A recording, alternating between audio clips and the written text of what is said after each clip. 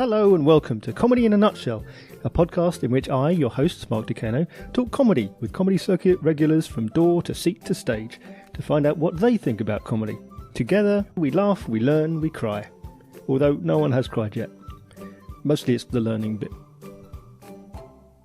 I love talking to comedians about comedy, and if you like listening to what they have to say as much as I do, then please like, subscribe, review, rate and share the podcast. My guest this episode is another veteran of the comedy circuit who won Laughing Horse New Act in 2006 and Chortle Newcomer Award in 2007, also winning Leicester Mercury Comedian of the Year that same year. He's a veteran podcaster, a seasoned TV panellist, and an excellent stand-up comedian, Carl Donnelly. Hello. Hello, how are you? Yeah, good. How you doing? Very well. Thank you so much for joining me. I appreciate it. No worries. How's Glasgow? It's nice. Yeah, it's fun actually. I mean, it's a wicked city. It's one of my favourite cities, I think, in the UK. So tell me then, how did comedy enter your life? What are your earliest recollections? I think I always loved comedy, but I don't think I ever really distinguished between stand-up and other comedy. You know what I mean? I was always just like into comedy. Like, you know, I remember growing up and watching like a lot of Dave Allen with my parents. Oh, I love Dave Allen. You know, because my parents were Irish, so like that was like he was just on the telly. I grew up just thinking he was the funny man who sat in a chair and told funny stories, and then there'd be funny sketches and.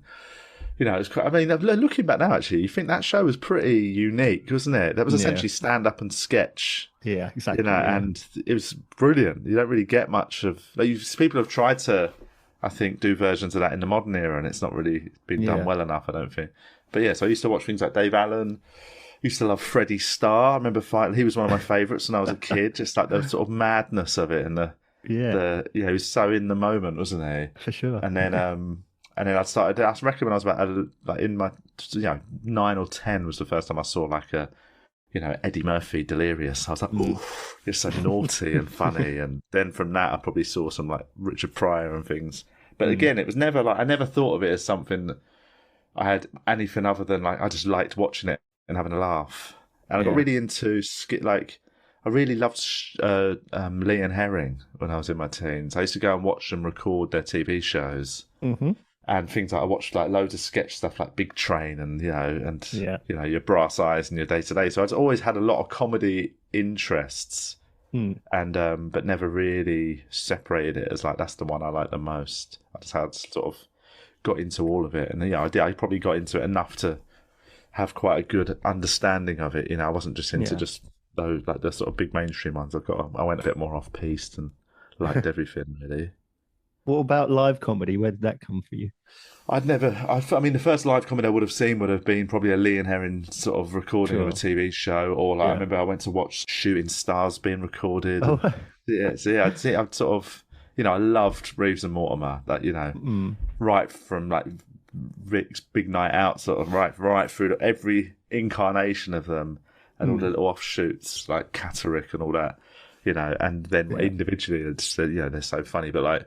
I'd say, they were the first people I ever went to see, I reckon would have been one of those two, like TV recordings when I was like 14 or something.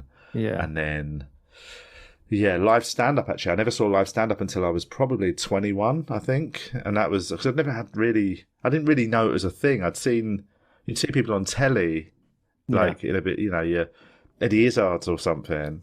And I didn't realise that was something that just happens every night of the week throughout the country. And there's thousands of unknown comedians, and so it wasn't until probably I reckon it would have been about 2003. My ex-wife, we'd just started seeing each other, and she was really into comedy. She'd been to Edinburgh and stuff, and I'd never even heard of Edinburgh. and then she took me to a comedy show, and it was like the first time I'd ever seen live stand-up, and that was like the, I know it sounds silly, but it was like an epiphany of, you know what I mean? It's almost it's a bit in Back to the Future when. What's it called? Chuck Berry's cousin here was his mum playing guitar. He's like, "You need to hear this." Like, that was me watching comedy. I was like saying to people, like, "Oh my god, have you seen been to the Banana Cabaret, man? It's like live comedy."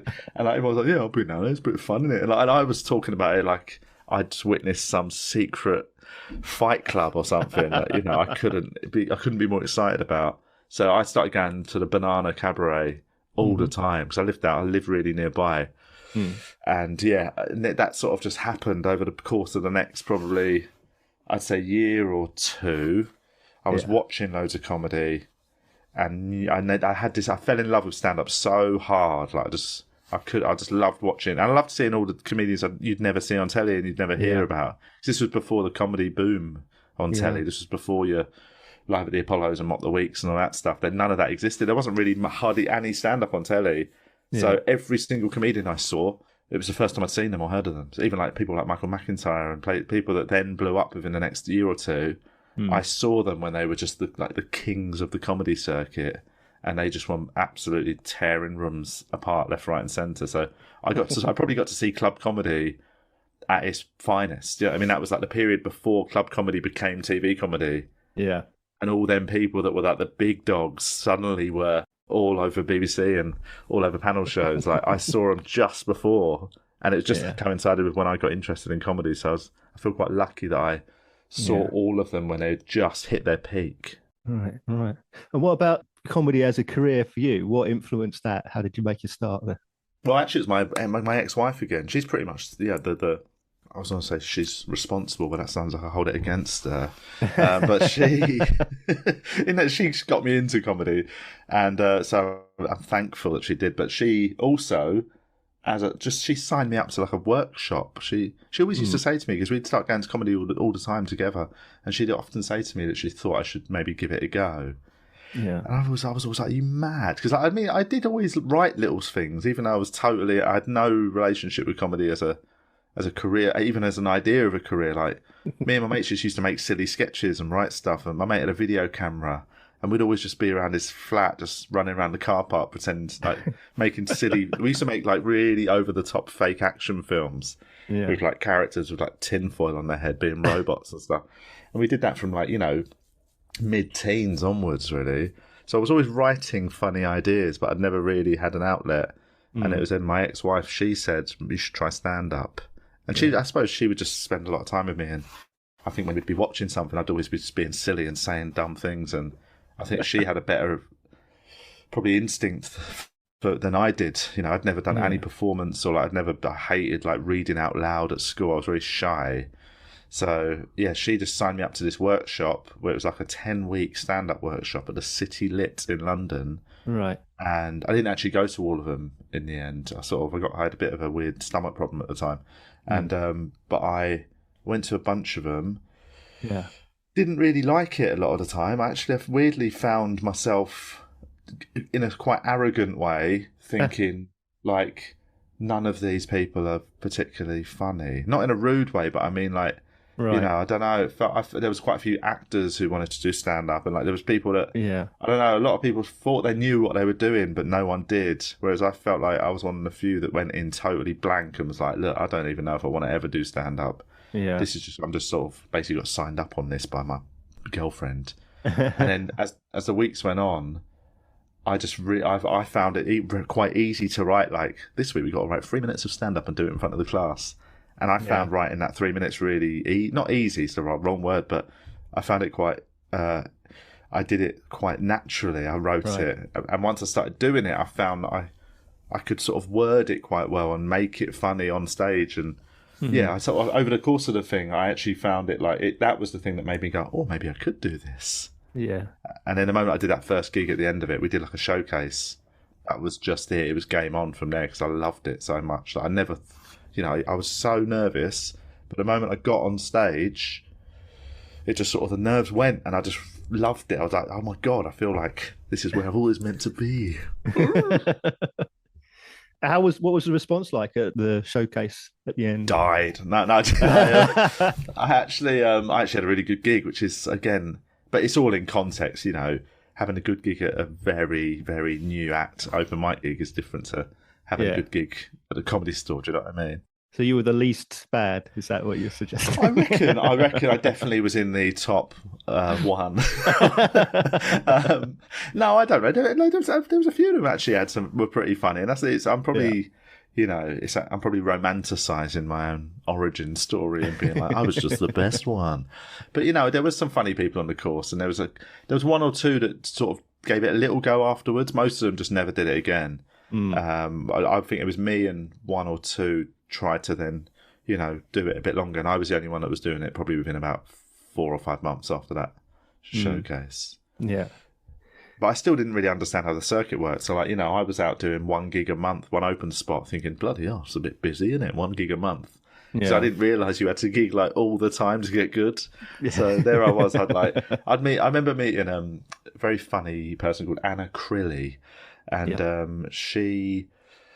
did one of my first ever gigs with her, my second or third gig, and we had a nice chat. And then I bumped into her a year later at another gig. And we were like, oh, it's great to see you. How you doing? And then we were talking about she was like, have you done many gigs? I was like, yeah, I've been really stuck with it. I've done probably 12, 15 gigs. And she'd done 150. And I remember being like, right, yeah, I've messed this up, haven't I? I didn't realise. And that was the moment I was like, I need to commit to this. And then I remember that was just before Edinburgh 2005. And I went up to Edinburgh for 2 weeks on my own. Yeah. And just hit I remember buddied up with a few other open spot mates I'd met. And we just went around every little gig and just tried to get on every spot we could. And I think I did 50 open spots in a week or something in Edinburgh. And it just started this ball rolling of me suddenly just gigging all the time. And when I got back to London, I just really hit the open mic circuit as hard as I could. Yeah. I mean, you mentioned there about there's that you and a couple of others kept going. I read a statistic somewhere that said that 60% of stand-ups bow out within 3 years. What do you put longevity down? Because that was a while ago, and you're still touring. Yeah, I mean, I'm surprised that it's 40% carry on. To be honest, I thought it'd be lower. You know what I mean? It's quite a brutal existence, especially in the early years. It gets. I mean, that's what people don't realise. Comedy gets easier and easier the more you do it. The gigs get better and better. It's so much easier once you've got the skills and the ability to write some routines and things, it's so much easier to go out and have a great gig at the Comedy Store than it is in a room above a pub in front of 8 people, 4 of which are the other acts. You know, I mean, that's sort of the open mic circuit is quite brutal, but you have to go through it to learn all them little skills, and it is a necessary skill to be able to play to a tough room as well. Yeah. But I think it is so brutal that a lot of people just can't deal with it, especially once you start travelling, because you have to as well. You've got to, I don't know if you do so much now. I think the circuit slightly shifted. But when I started out, you had to get out of London. Once you started getting more gigs in London, then you were like, right, I need to go and do Manchester, Frog and Bucket. I need to go to the Stands. I need to get to Liverpool, whatever. And suddenly you were on the road for no money because you were going to just prove yourself to hopefully get a paid spot. Yeah. And that's the period where I think a lot of people go this ain't for me. I've got a social life, and some people might. It's especially people that start a bit later when they've got families and things. You just can't. The guilt of it would make you give up, I think. Yeah. What do you think about gigs like that where you've got open mics or you've got a bringer or those sorts of things? It's all about establishing yourself and getting exposure. But I mean, you've got to travel all that way. It costs time and money. Yeah, I mean,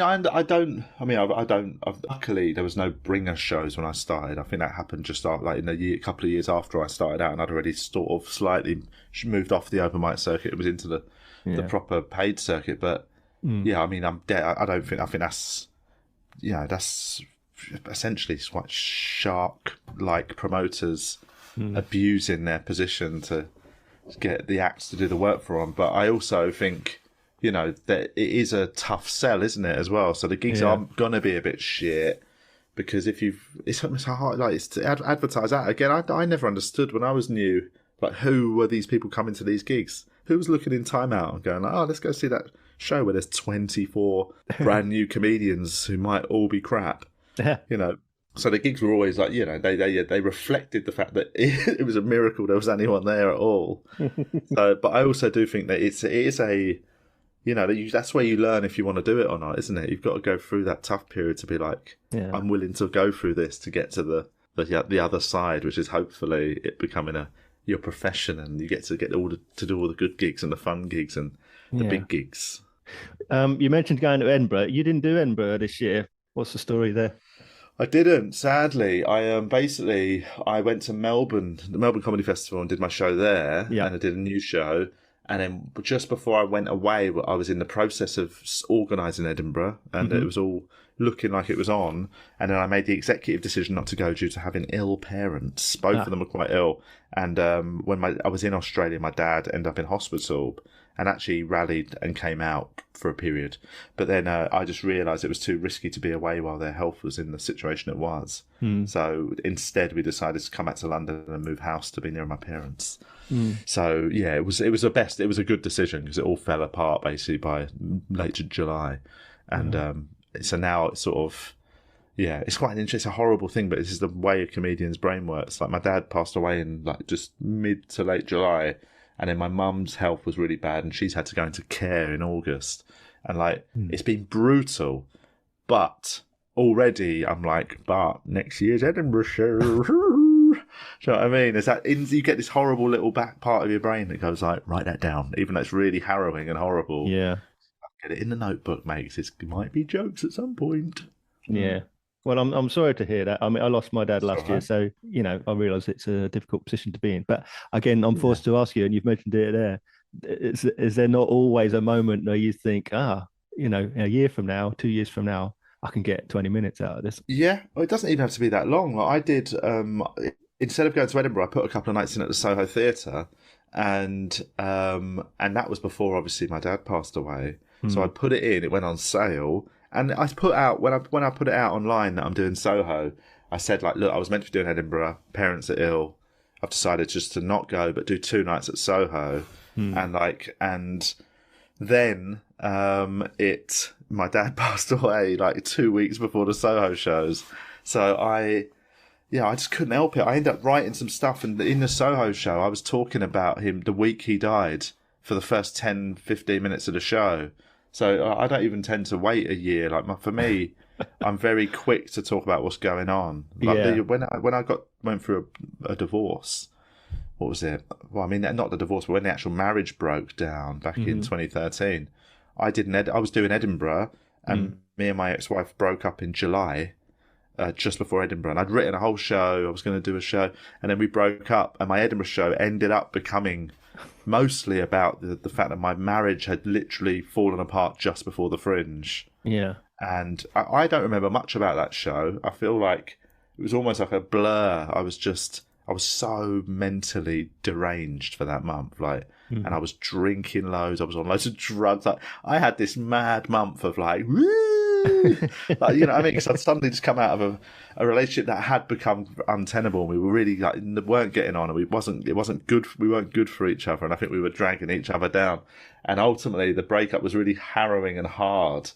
But I think that sense of at least it's done now, and we can both begin to reinvent ourselves. So I think I had this weird like weight come off my shoulders, and for that weight to come off your shoulders and then go to the Fringe, which is like a fucking holiday camp for comedians. I went bananas for a month, and somehow got nominated for that show for the main award. Yep. Which I don't understand, because I genuinely don't remember that show at all. Like, out of all my shows I've done, I don't look back at that one and think that was the best one I did. I think that was the one where I was going through a psychotic episode, which probably was what made it quite exciting. I imagine reviewers and judges saw what looked like a man like raw, like in the moment, talking about something that was so fresh and so big. So yeah, I'm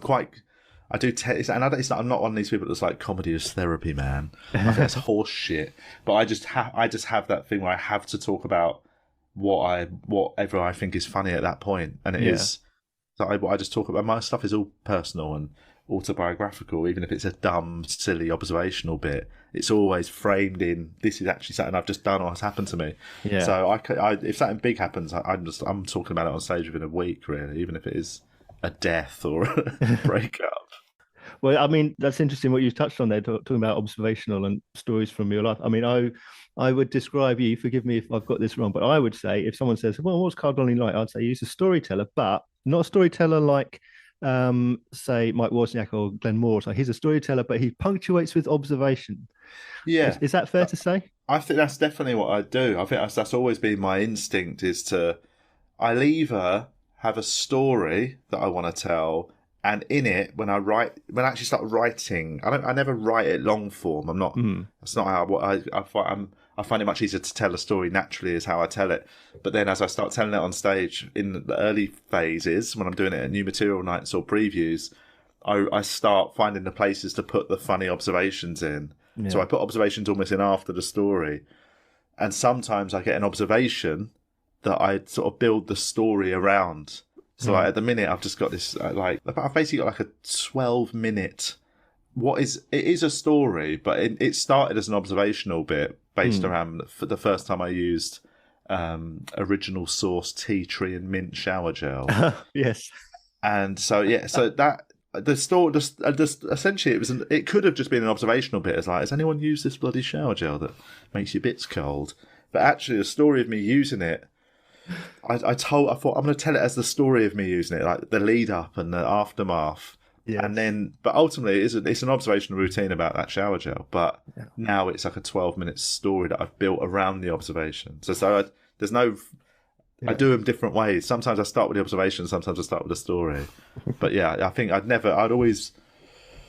find it weird just doing an observation. Like, have you ever noticed? That's not. I don't know. That doesn't work for me. I much prefer framing it around real life and being like, this is something that I've just had happen. Yeah. I laughed quite a lot at that bit because I saw you do that bit. I think, oh wow, when was it?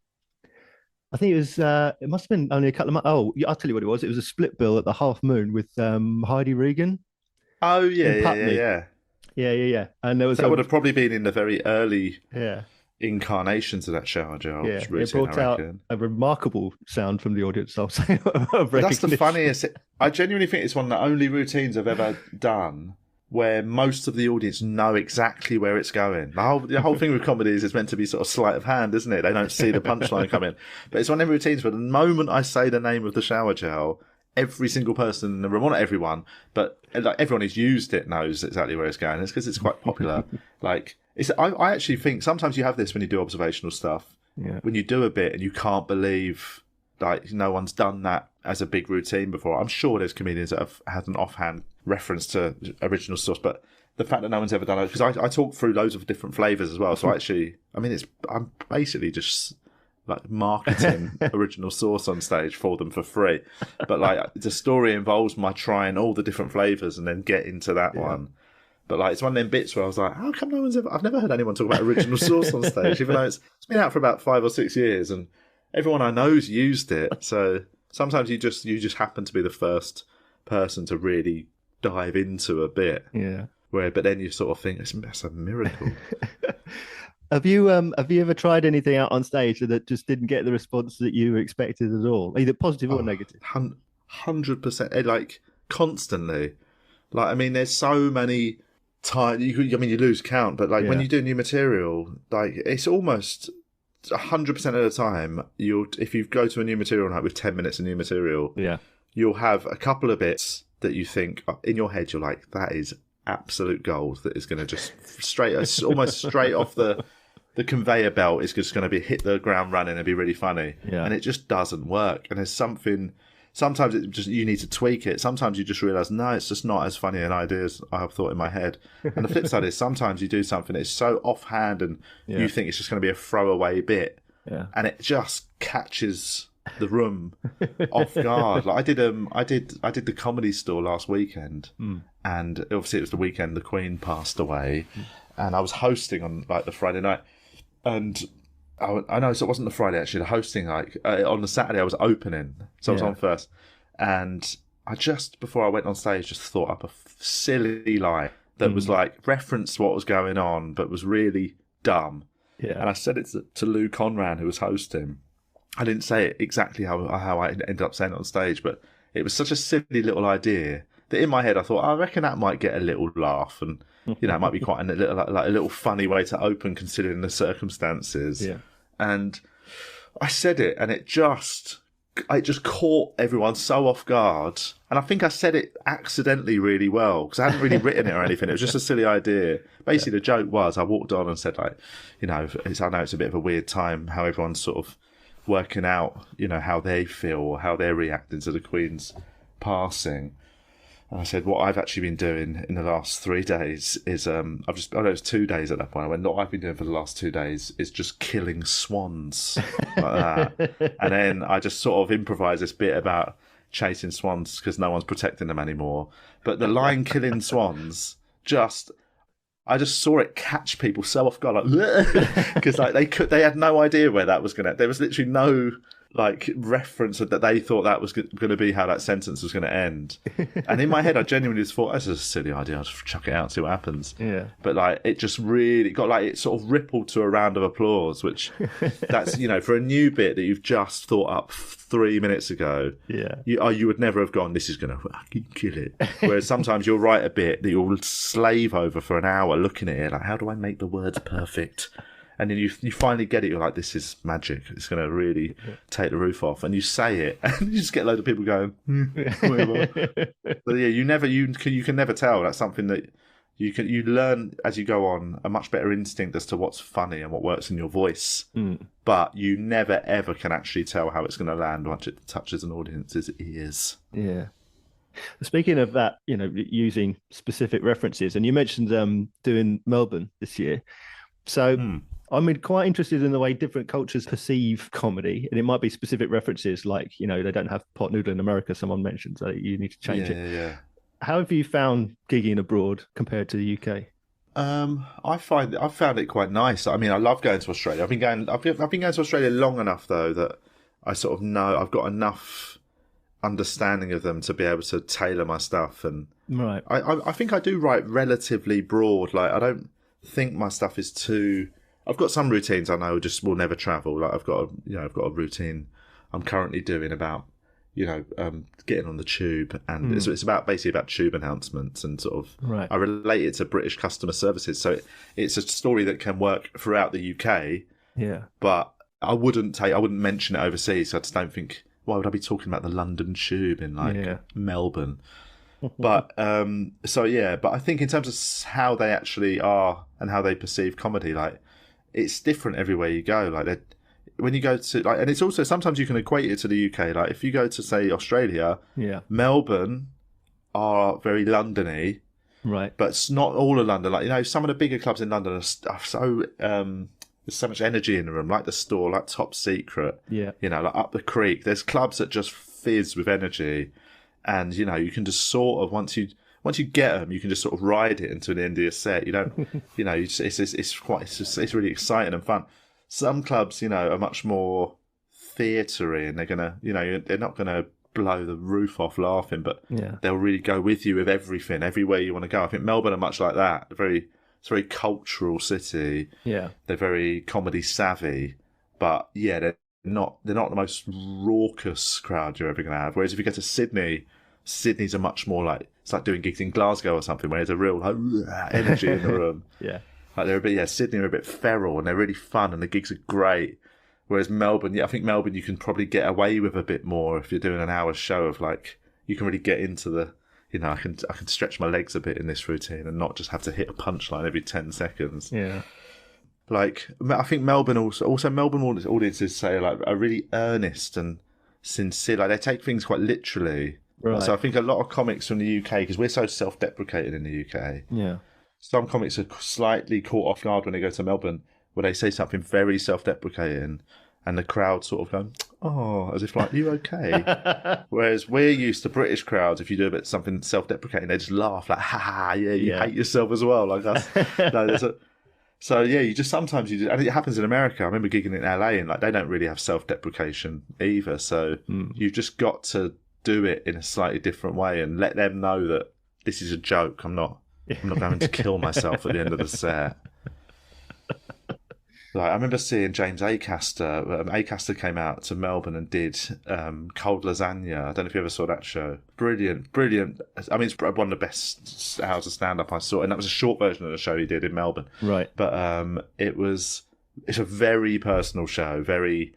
it was about a very rough period of his life. It was the first time he sort of moved into that. He's always done brilliant shows, but there's always a slight, almost wall between him and the audience of like, most of this is sort of made up for the purpose of the show. Yeah. Where it was the first time he really lent into like using all of his skill to actually talk about his personal life. Yeah. And but the audience in Melbourne, like the first couple of nights he did the show, just kept basically being concerned for him, and like it's like they were stopping themselves laughing because they didn't want to laugh at his life. Yeah. And he just had to keep berating them and saying, look, I wrote this as a comedy show. Mm-hmm. I've written this about this period. I'm fine.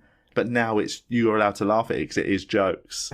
And like the audience were just a bit too sort of like, oh, he seems like such a sad boy, that they couldn't get over themselves to laugh. And it took him basically telling them you can laugh before they did. Whereas I don't think British people need to be told. We just laugh at anyone. Yeah.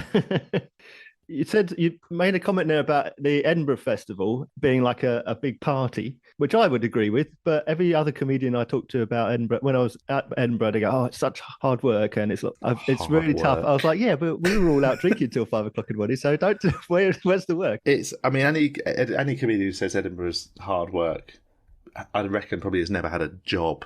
Do you know what I mean? Because I don't think. Yes, it can be quite mentally and physically draining, don't get me wrong, because you're doing your show every night, and you might be doing some late shows, you might be doing some other spots in the day or some press stuff. Like it's not just, you just don't just go to your show, but it's not work, is it? You know what I mean? I had proper jobs before comedy. My parents, I grew up in a council flat. My parents had shitty, hard jobs. I watched them work hard for very little. I think it's rude for comedians to talk about how hard work going to an open access arts festival is. You know what I mean? It's not a prison camp. No one made you go. You've signed up to do everything that you're doing. You've signed up to 5 months before. You've had enough time to get yourself prepared. I think it's an absolute. Yes, it is. I don't know. I find it's almost an excuse for if it's not gone how they thought it would. Well, it's really hard work. It's like, shut up. Go and get a proper job then.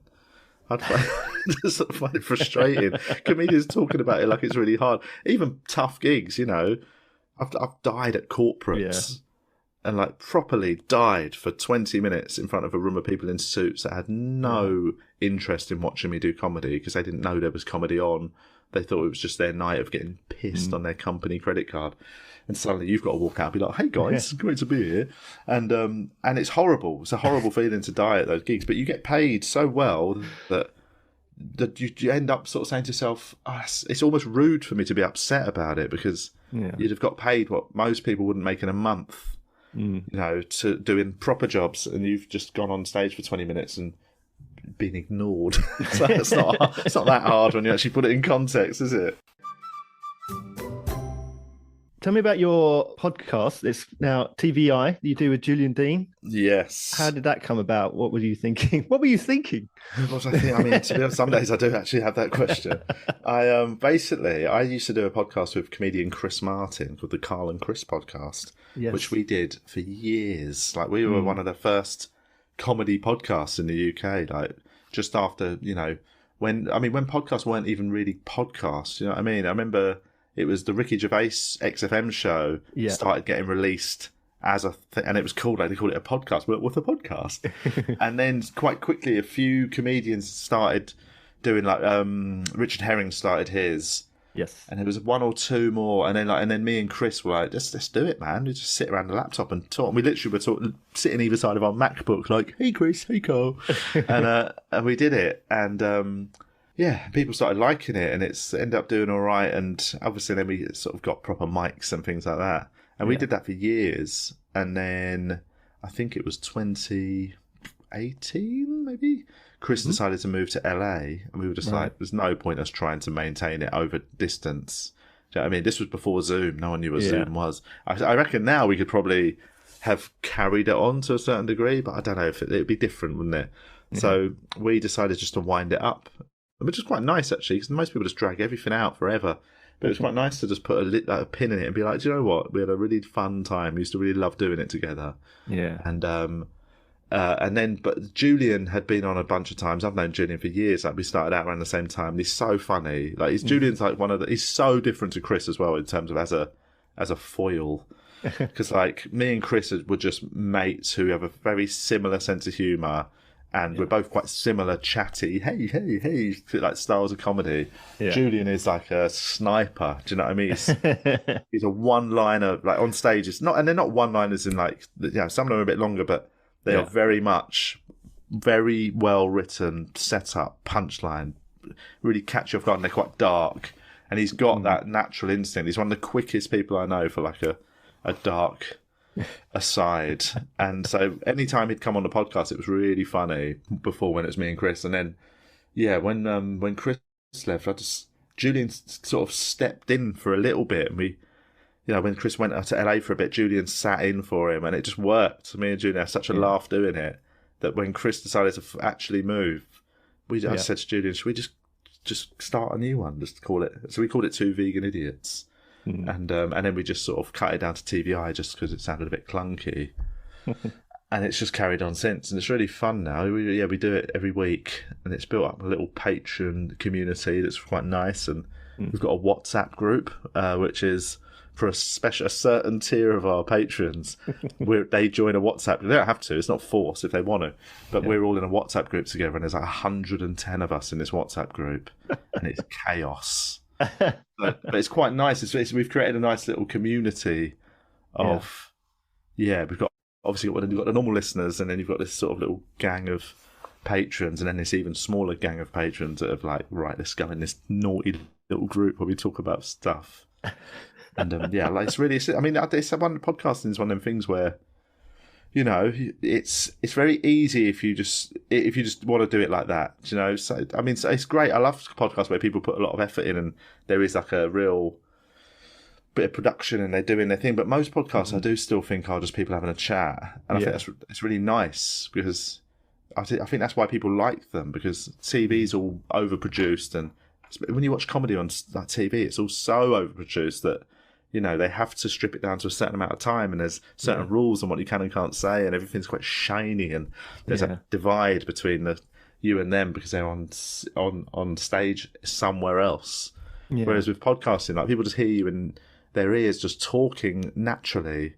Yeah. And it sounds much more intimate, doesn't it? So I don't really like watching stand-up specials, because I find it quite hard to enjoy it, because I can feel the distance between me and them. Yeah, I much prefer listening to them.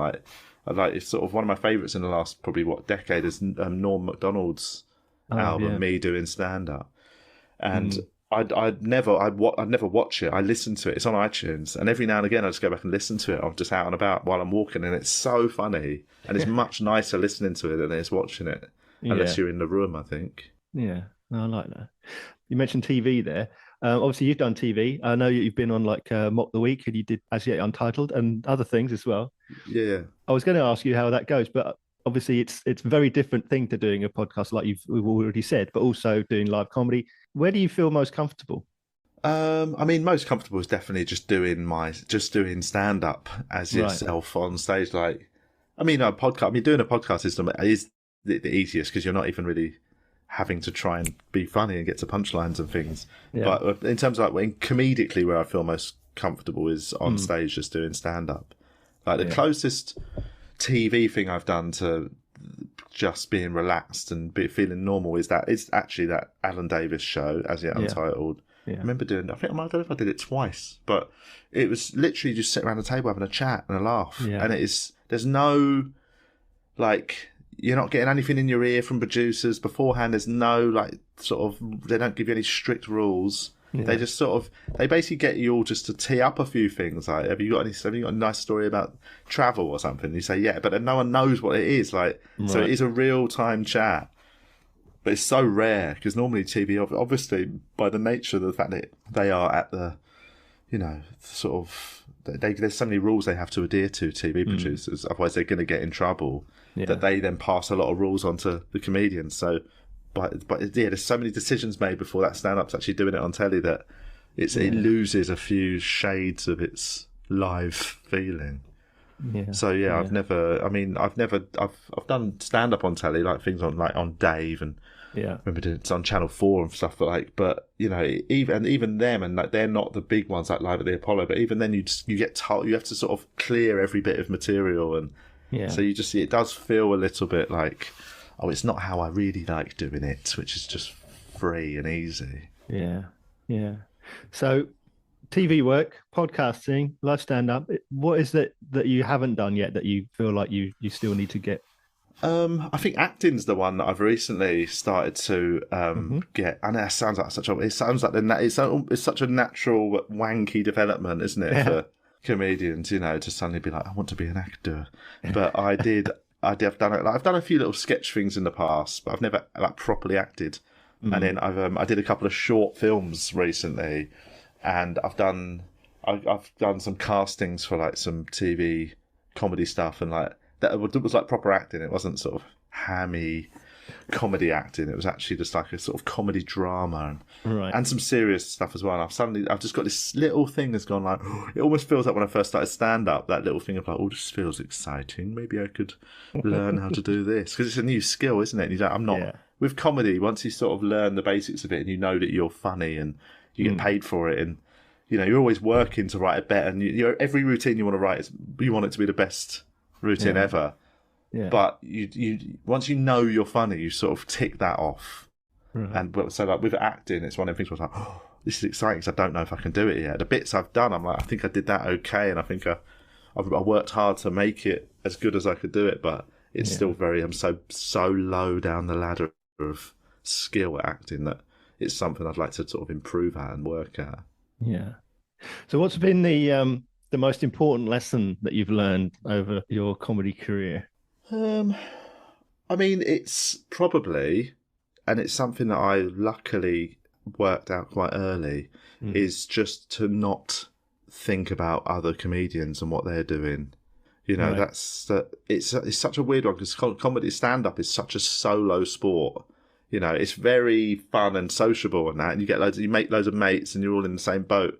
But it is ultimately, you are a self-employed stand-up comedian who, every gig you get is somebody else not getting a gig, isn't it? That's by the nature of, there's only one of you can be on stage at any time. So, it can, I think, make some people uber competitive, and, they just want everything, and anyone else getting something on telly is a slight on them, and like, why aren't I doing that?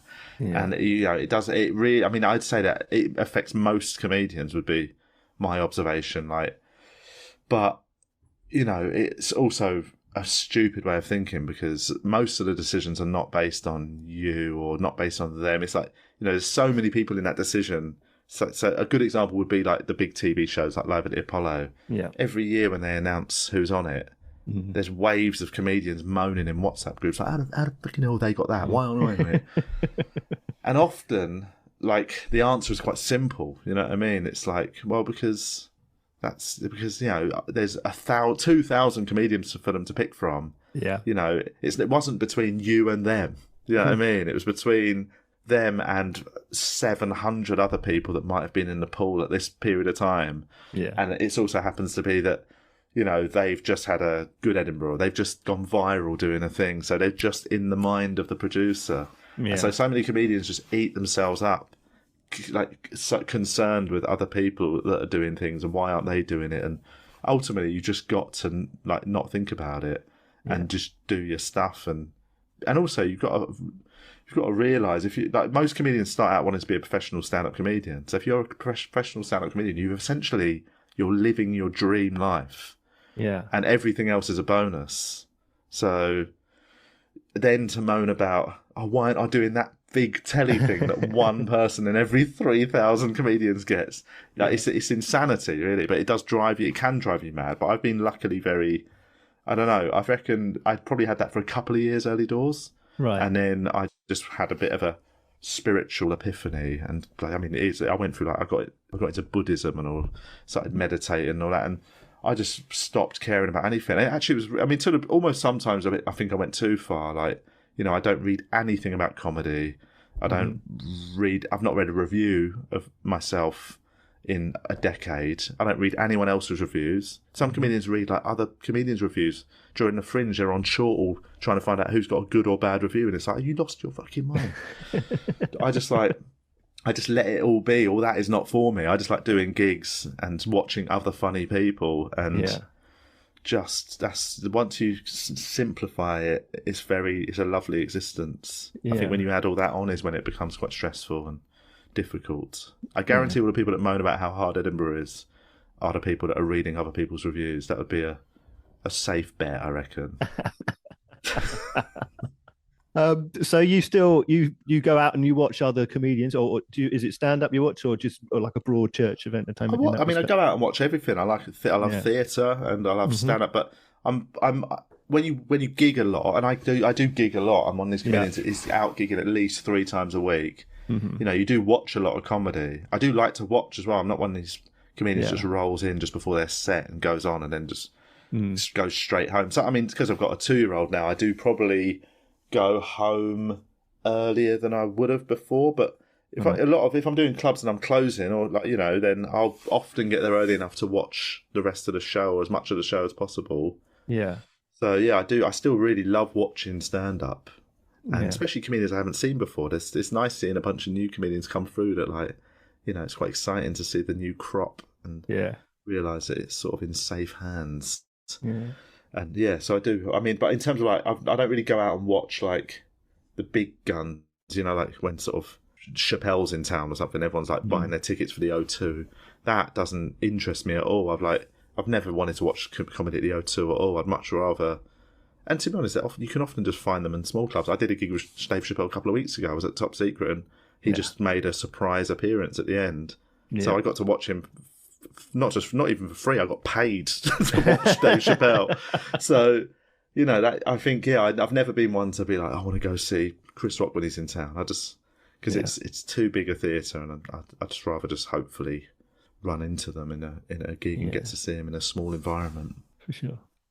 Do you, when you're watching other comedians, are you predetermining the punchline, or are you able to just relax and laugh? No, I'm a good audience member. Like, I'm really, and also I'm very easy to make laugh. Like I know it sounds weird, but I will watch any old shit and laugh. Like, and that's not. I mean, because I'm not very judgy of comedy.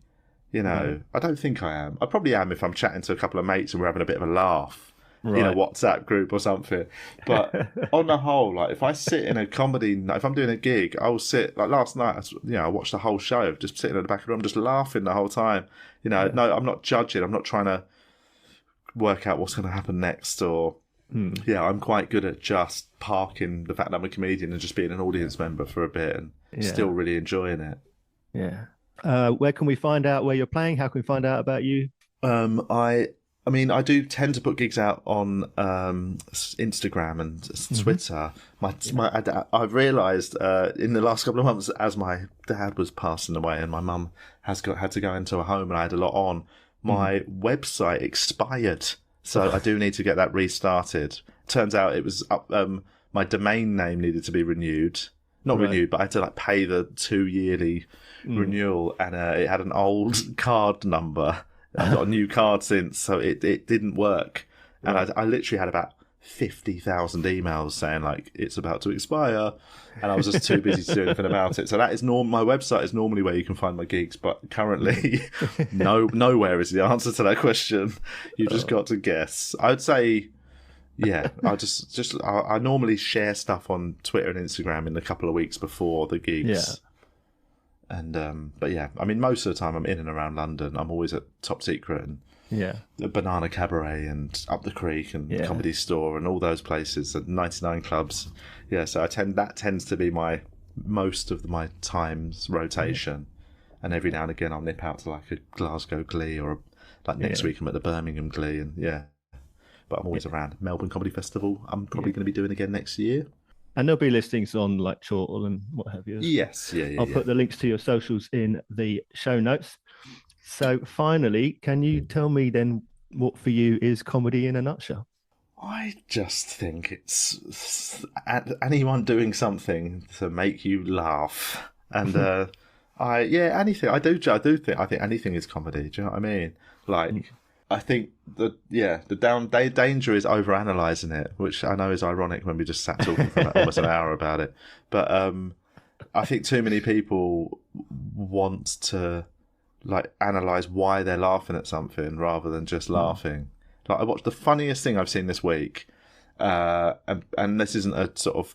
I know I've worked with brilliant comedians last night, and I laughed throughout all their sets. But the thing that made me laugh the most this week, like almost uncontrollably, was I watched a video of Leslie Nielsen, the actor, doing an interview, and he had a fart machine in his hand, and it's just every time he goes to answer a question, he just does a fart noise, and like it's so funny and it's so childish, and you know, some people would think it's vulgar and not funny, and it's like that is just put all that to one side and just realise that is a man in his 60s with a fart machine. That everything about that is funny to me. Yeah. So yeah, I just think that's it. It's just I think for me, comedy is just being silly constantly. Every day to not, there's no point in taking any of this seriously. So let's just laugh about everything. Beautifully put. Thank you so much. It's been an absolute pleasure talking to you. Cheers, man. It's been nice.